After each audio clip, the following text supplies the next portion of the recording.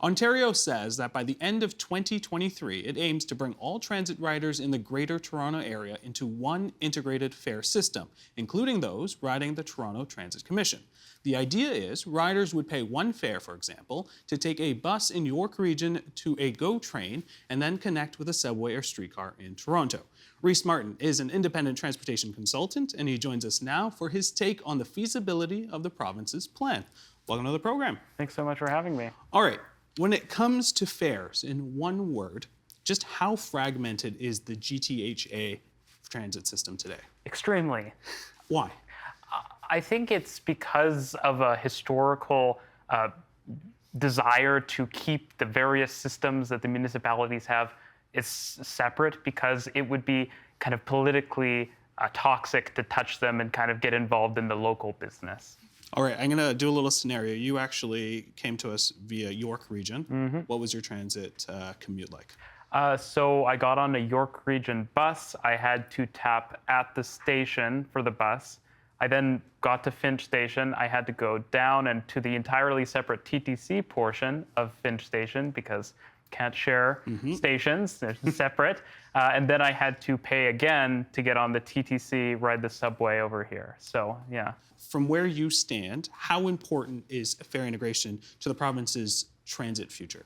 It's critical. Like, it's sort of like if you had a highway and the only way you were allowed to drive on it was if you could prove you were a resident of the city the highway was in. Can you imagine, like, if someone's driving across the province and every time they have to sort of check in with the local highway authority? Can you imagine how bad driving would be? That's the way transit is right now. Like, we do not have an integrated system. You have to pay separately at every single city boundary, and that's bad.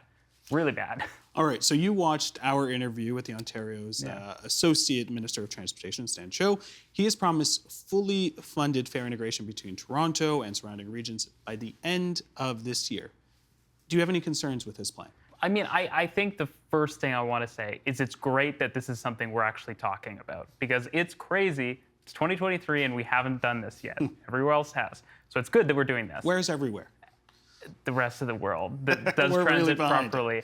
And even in Canada, Vancouver and Montreal have integrated fares across the region. And so we're playing catch up not just with the rest of the world, the rest of Canada is ahead of us as well. I definitely have concerns because we talk about integration and it's like, what does that mean? There's a whole swath of things that integration could be. And so it's not really we're doing integration. It's like, what is our scheme for integration? Let's talk about the details.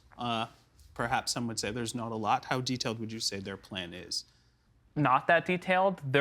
Fares are just complicated because there's so many possible trips people could make. And so there's some broad things that a lot of people do, like get on the GO train and then maybe get on the TTC. And so it's good to know what would happen in that case. But what happens if I want to go from TTC to York, or if I want to go from York to Brampton? What if I have a monthly pass? What if I'm low income? These are all like important details to a fully thought out integration scheme. And we don't have those details. And so it's good that we're talking about it, but we need those details to determine whether this is a 3 out of 10 or a 5 out of 10 or an 8 out of 10 scheme.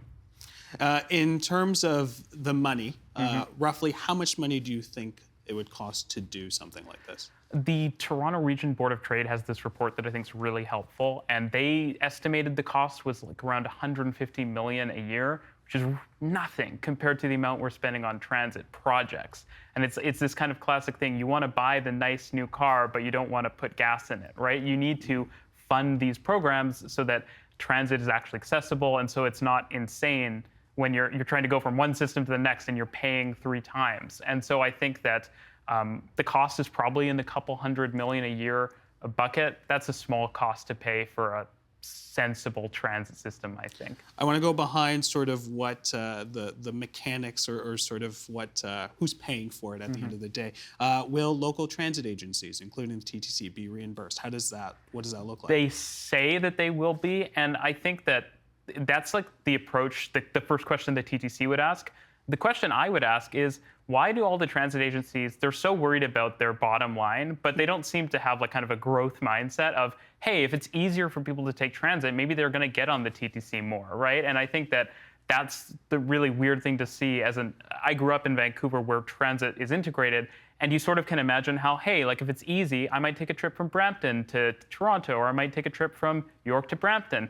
That's extra ridership that you could be picking up. But we have this really closed-minded attitude that I need to protect what I have today because that's how I make my money. And there's no, hey, like how can I grow and be a bit entrepreneurial and pick up new trips and people who might not ride transit otherwise. Let's talk about some of the other concerns for local transit agencies. Of course, also like the TTC, the largest in this country.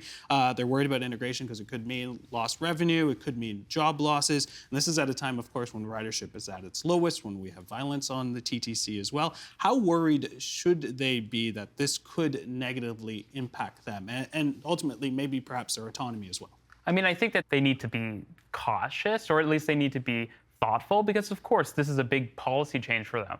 But I think if they do the right things, it's a bonanza for them. Like, there are so many people who can use all of the Go Transit service that we're introducing these days and come into Toronto, and then, hey, maybe I'm in Markham and I want to take a bus last mile, and so I'm connecting from a Go station. If the TTC kind of adapts their model and looks at opportunities that this opens up, there's tons of potential for them. And I don't think they need to worry about job losses or about losing revenue. Like, I think this is actually going to make transit more competitive with driving. And so it will mean more ridership for TTC. And that's what they should be hunting for right now, because as you mentioned, it's down at the moment. Sorry, so there's those worries, but there is also a worry of timelines. We're in April. There's not a lot of time left. Are you optimistic that this plan will happen by the end of the year?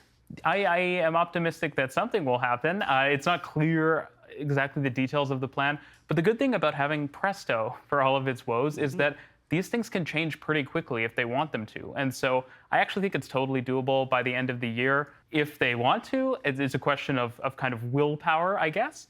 But yeah, it's definitely possible. It's a few lines of code changes, a few ones and zeros, and then people are paying different fares now. All right, Reese, it was really great. We look forward to it. Maybe we'll bring you on when the plan is actually in place. Thank you so much. Thanks for having me on. The Agenda with Steve Paikin is made possible through generous philanthropic contributions from viewers like you. Thank you for supporting TVO's journalism.